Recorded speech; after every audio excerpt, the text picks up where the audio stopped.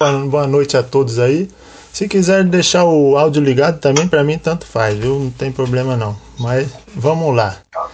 Seria interessante se todo mundo tivesse a mesma tradução, por causa das palavras que nós vamos estudar aqui. Mas não tem problema, elas devem ser semelhantes aí na tradução de vocês aí, tá bom? Então abre lá em Salmo 123, que é o 123. É a ARA, que é a Almeida Revista e Atualizada.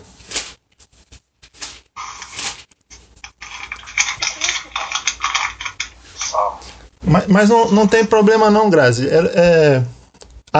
A sua, assim, que eu percebi, é que é a mais diferentona de todas, né? Que eu acho que é uma linguagem de hoje, não sei, ou a NVI. Mas ela tem a corrigida. Mas a corrigida é bem similar, não tem problema não, as palavras são bem parecidas, mas aí eu explico no decorrer aqui, não tem problema não. Todo mundo achou? Salmo 123? Vamos lá para a leitura então. Diz assim, ó: A ti, que habitas nos céus, eleva os olhos. Como os olhos dos servos estão fitos nas mãos dos seus senhores, e os olhos da serva na mão da sua senhora, assim os nossos olhos estão fitos no Senhor, nosso Deus, até que se compadeça de nós. Tem misericórdia de nós, Senhor, tem misericórdia, pois estamos sobremodo fartos de desprezo. A nossa alma está saturada do escárnio dos que estão à sua vontade e do desprezo dos soberbos. Esse salmo é muito curtinho, talvez seja a palavra mais rápida que eu darei aqui na nossa reunião. Mas vai ser de muito proveito. Esse salmo aqui é muito legal, cara. Ele tem uns ensinamentos bem bacanas para a gente aqui. E antes da gente ir para a exposição, a gente precisa entender qual a importância dos salmos, e principalmente desse aqui, o 123, que ele faz parte de um conjunto de salmos que são chamados os salmos de romagem. Não sei como... Talvez aí no seu subtítulo, né, deve estar escrito alguma coisa assim, o Cântico dos Degraus, ou Salmos de Peregrinação, deve estar alguma coisa assim. E o que significa isso aí? Os salmos, na verdade, eles foram planejados para ser o inário ali do povo de Israel, né? E especificamente esse salmo aqui, que é do 120 até o 134, eles eram chamados de salmos de romagem, ou cântico dos degraus, porque eram esses salmos que eles cantavam quando os judeus, né, da diáspora, né, que eram os judeus que moravam fora de Jerusalém, ali naquele momento que houve o exílio e se espalhou os judeus por todo o mundo, né? E aí eles eram chamados judeus da diáspora. E aí esses judeus, eles se reuniam pelo menos uma vez no ano para sair de onde eles estavam e ir até Jerusalém, né? Para aquelas festas anuais que ocorriam ali. Vocês vão lembrar que o Eucana, né? O marido da Ana e da Penina, né? Ele ia de ano em ano lá a Jerusalém para participar de uma das festas ali, pelo menos, que tinham anualmente. A principal delas era a Páscoa, né? Onde se sacrificava, levava o sacrifício ali e louvavam a Deus, adoravam a Deus através daquilo ali. E o Salmo 123 é um desses salmos, é um cântico de romagem. Então a gente não sabe qual a situação que foi escrito esse salmo de romagem, porque ele não tem um autor e a gente não é capaz de saber a data que ele foi escrito. Alguns salmos de romagem aí tem a sua autoria, que é Davi, escreveu a maioria deles, Salomão escreveu algum deles também, e outros não têm autoria. Mas nós sabemos, né, provavelmente que esses salmos eles foram escritos no momento... Provavelmente, quando esses judeus da diáspora sofriam perseguição, humilhação, né, desprezo do povo aonde eles moravam, ou no caminho que eles percorriam, né, de peregrinação até Jerusalém, nessas festas que eles iam, né, anualmente, talvez no caminho eles sofriam algumas represálias, alguns desprezos, né, desses soberbos, né, que eles até chamam aqui no Salmo, dessas pessoas orgulhosas que vivem à sua vontade, que não seguem a Deus, essa é a verdade, né? Aí, ó, como vocês podem ver, nós vamos começar a exposição.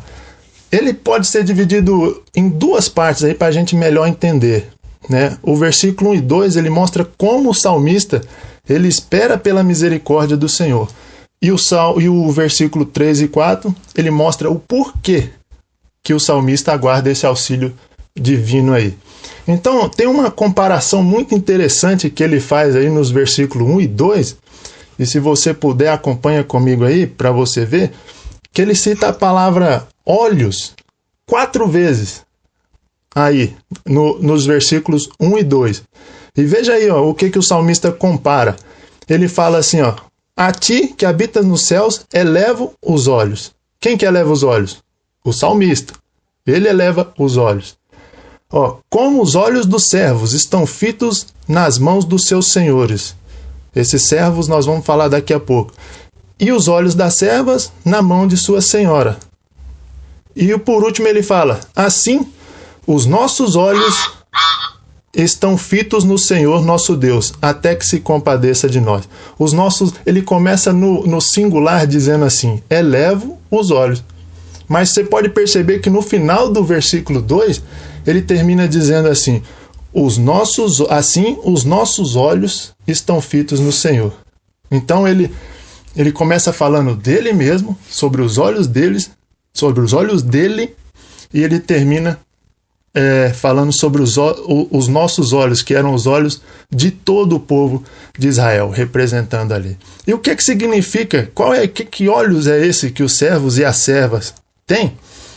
E quem são esses servos e servas? A gente pode perceber, a própria Bíblia vai dizer para a gente, né, ali a parábola do servo bom e o servo mau, em Lucas 12, não precisa abrir não, é só um breve comentário, no qual ali Jesus está contando aquela parábola, e a gente vê que os servos, né, o Senhor sai e deixa a cargo de um servo cuidar de outros servos, né, ou seja, dar alimento para eles, né, prover ali o sustento diário, ou até mesmo a recompensa pelo trabalho. Então esses servos eram escravos, que geralmente eles esperavam pela recompensa que o seu senhor ia trazer para eles. Eles trabalhavam o dia inteiro, vamos supor assim, e no final do dia eles esperavam aquela recompensa, que geralmente não vinha em forma de moeda, de dinheiro, entendeu? Essa recompensa vinha em alimento, né? Em pão, né? Em comida. Então, quando ele compara aqui, ó, como os olhos dos servos estão fitos nas mãos dos seus senhores, né? É que aqueles servos, eles ficavam, eu imagino, no final do dia ali, esperando, aguardando ansiosamente pela recompensa, pelo o pão diário que vinha da mão dos seus senhores, né? Eles dependiam desse pão, desse mantimento diário para sobreviver. Então eles ficavam com os olhos fixados nos seus senhores, esperando a recompensa que era de direito deles. E assim, os olhos da serva, né? Ele fala até no singular serva, aqui, que você pode lembrar da serva de Sara, Agar, né? Ela tinha uma serva. O que essa serva fazia? Ela era uma escrava que ajudava e servia ali na casa daquela senhora. Cuidava dos filhos, né?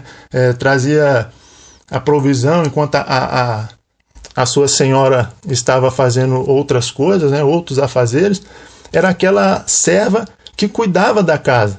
Então, ela também ficava aguardando ali o seu sustento, depois do dia, né? Que ela tinha ali a recompensa da comida também, e ficava esperando receber novas instruções para ver o que ela ia fazer, como cuidar dos filhos, como cuidar da casa, se precisasse dar um recado a alguém, era essa serva que iria fazer. Então ela também ficava com seus olhos fixados, fitos na sua senhora, esperando o que dela viria, né? A recompensa que viria dela. E ele termina dizendo o quê? Que os nossos olhos assim os nossos olhos estão fitos no nosso Senhor, até que se compadeça de nós.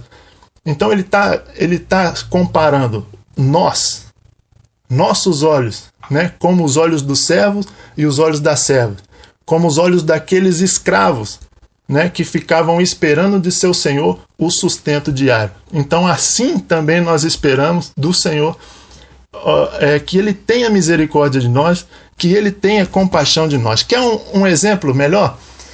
Você já fez alguma coisa ou algum serviço, né, ou algo de bom que você fez e você ficou aguardando ali, esperançoso, né, porque o seu chefe chegasse e reconhecesse aquilo que você fez, né? A gente não fica ansioso, pelo menos para ter uma recompensa, não que seja dinheiro, mas que pelo menos seja um elogio, né? A gente fica ansioso, fala, pô, eu fiz uma coisa certa agora não tem jeito, agora o chefe vai reconhecer.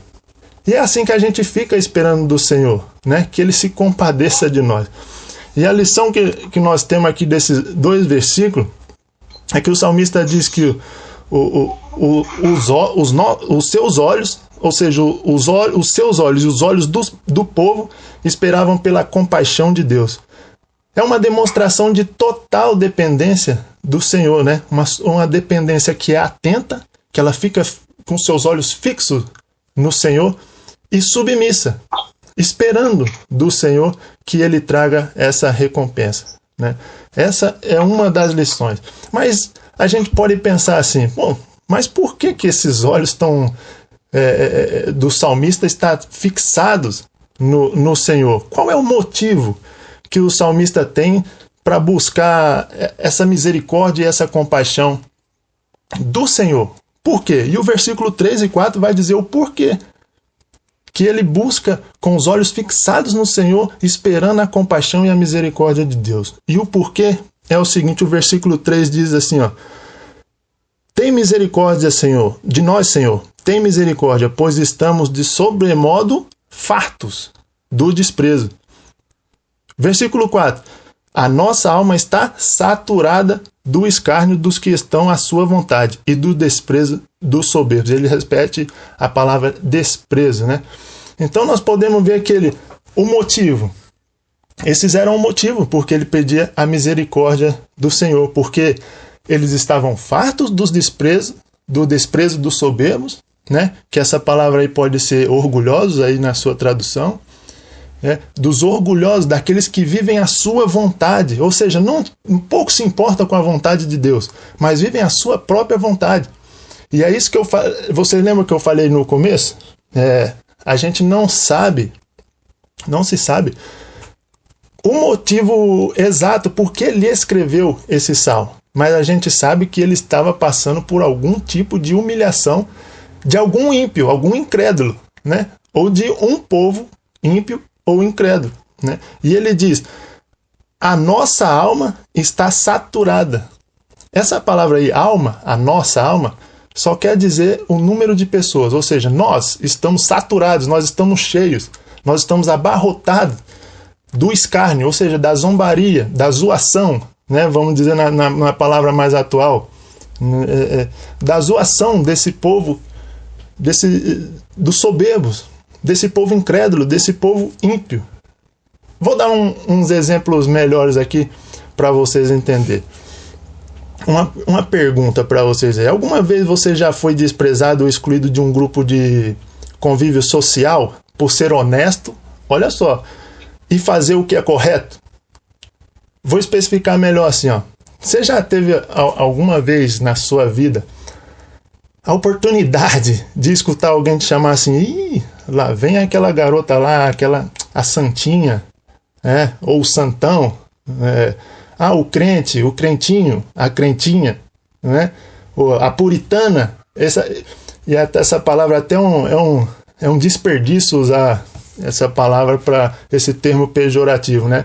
Porque se conhecesse quem foram os puritanos, né, não usaria essa palavra. Mas vocês já passaram por algum momento assim, que você chega naquela rodinha de pessoas e aquelas pessoas já torcem a cara para você, ou já começam: ih, meu Deus do céu, essa garota lá, vem essa garota aí falar de Deus, ela é muito certinha, não dá para conviver com ela. E aí você é zoado por causa disso, você é zombado por ser cristão. E é isso que o salmista está dizendo para a gente aqui. Imagine ele passando por isso aqui. Porque ele diz que a alma dele está saturada, né? Está cheio dessa zombaria toda desse pessoal aí. E a gente vê algo diferente no mundo hoje. Eu estava conversando com o Nivaldo até esses dias, quando o rapaz lá disseram que era pastor presbiteriano que assumiu o ministério, né, da justiça, eu esqueci o nome dele, é André alguma coisa. E aí, André Mendonça, eu acho. E aí a primeira qualidade, vamos dizer assim, uma qualidade entre aspas, né, que a imprensa colocou, é que ele era evangélico. Aí, ó, não viu os prêmios que o cara ganhou? Ele ganhou o prêmio Inovare, que é a própria Globo que faz a divulgação desse prêmio Inovare, por anticorrupção, por recuperar bilhões de reais para o governo de novo, anticorrupção, né? E várias coisas que o camarada fez, a qualificação dele toda, né? Mas a primeira coisa que falaram, Bolsonaro escolheu um evangélico para assumir o Ministério da Justiça. Então, como você pode ver, o evangélico, o cristão, na sociedade, ele sempre é zombado, ele sempre é escarnecido.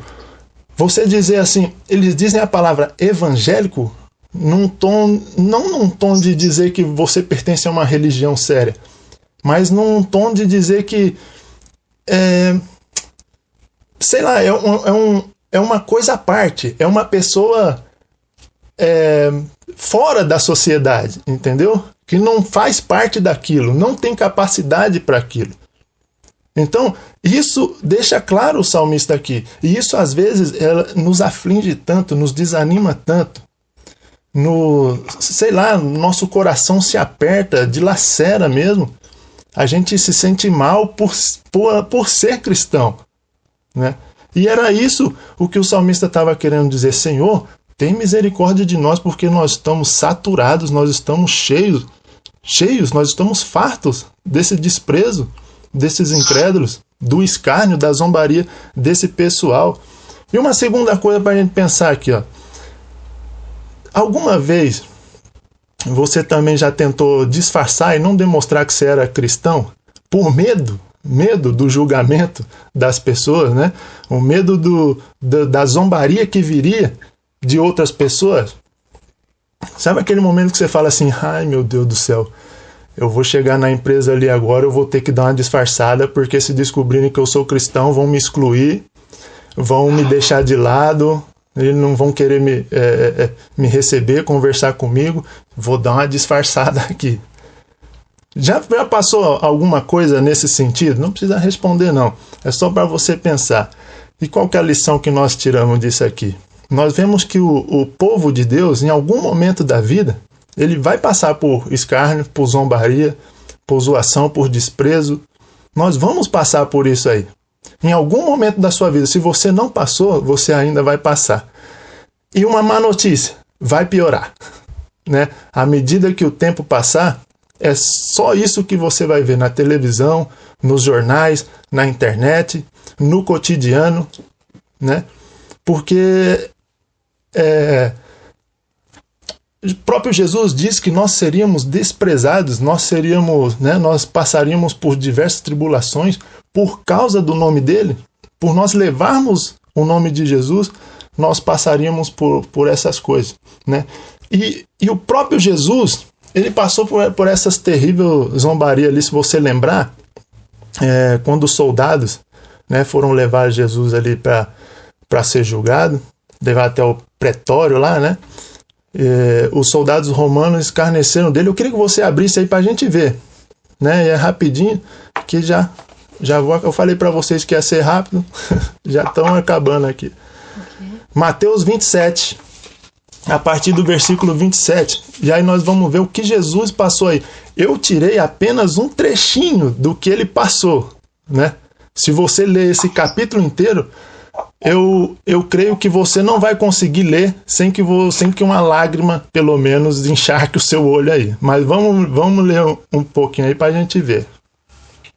Mateus capítulo 27, a partir do versículo 27. Se vocês acharam, depois dá um joinha aí para a gente continuar a leitura aqui.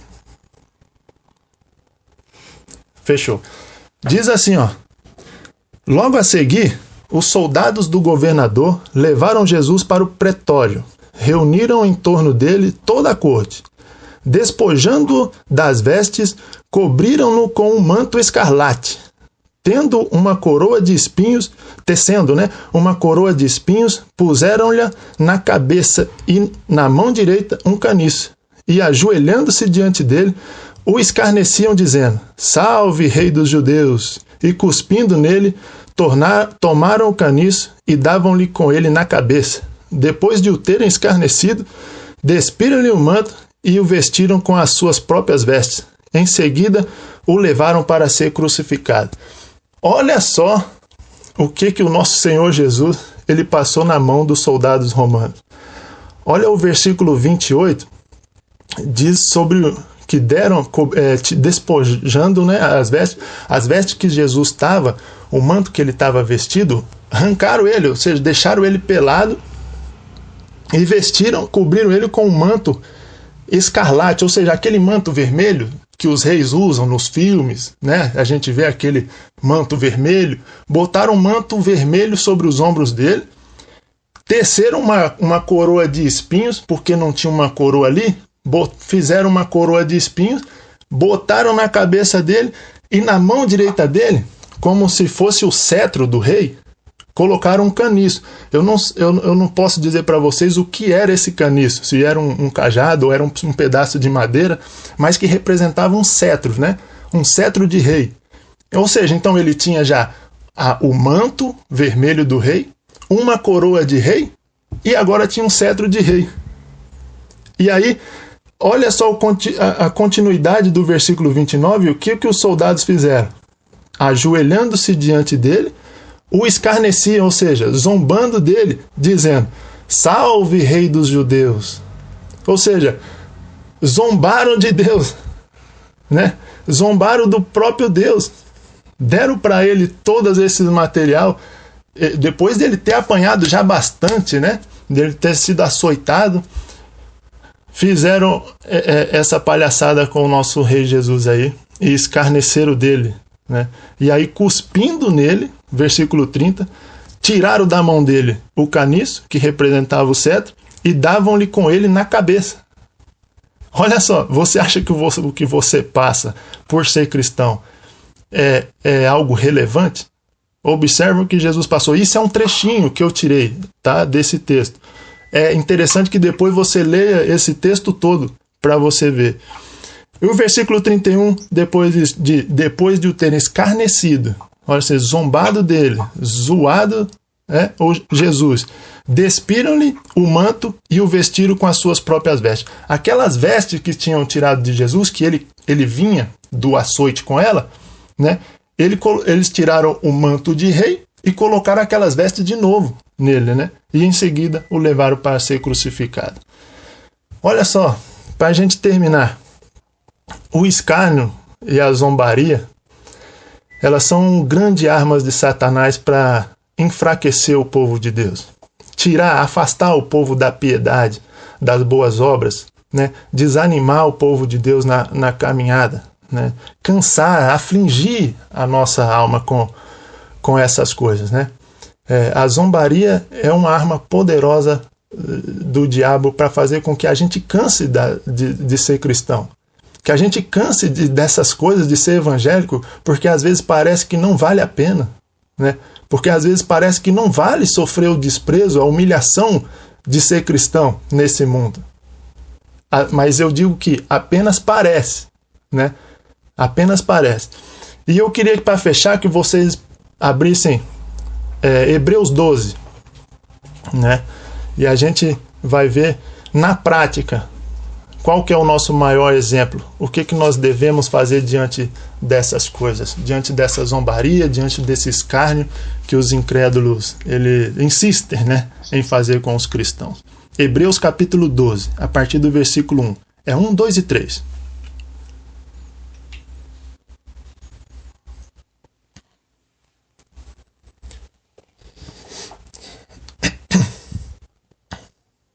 Amém? Diz assim, Hebreus 12:1.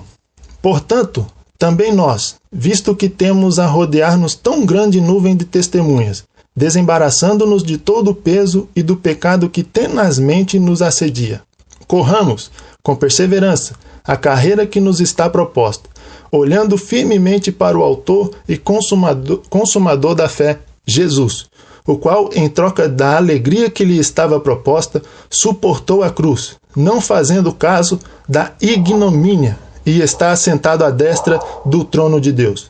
Considerai, pois, atentamente aquele que suportou tamanha oposição dos pecadores contra si mesmo, para que não vos fatigueis desmaiando em vossa alma.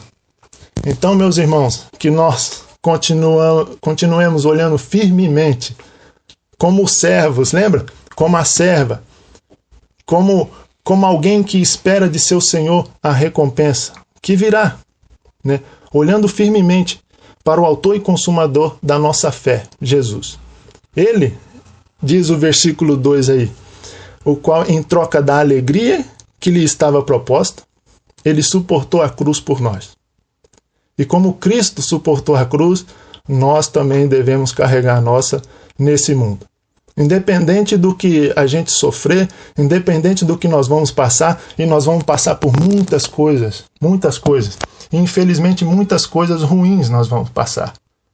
Mas o Senhor Jesus, ele suportou todas essas coisas pela alegria que lhe estava proposta. E nós também devemos suportar a nossa cruz pela alegria que nos é proposta, a alegria da salvação. Então que o Senhor Jesus abençoe e continue olhando firme. Esqueça essas coisas de lado e o que o Senhor tenha misericórdia de nós. Amém?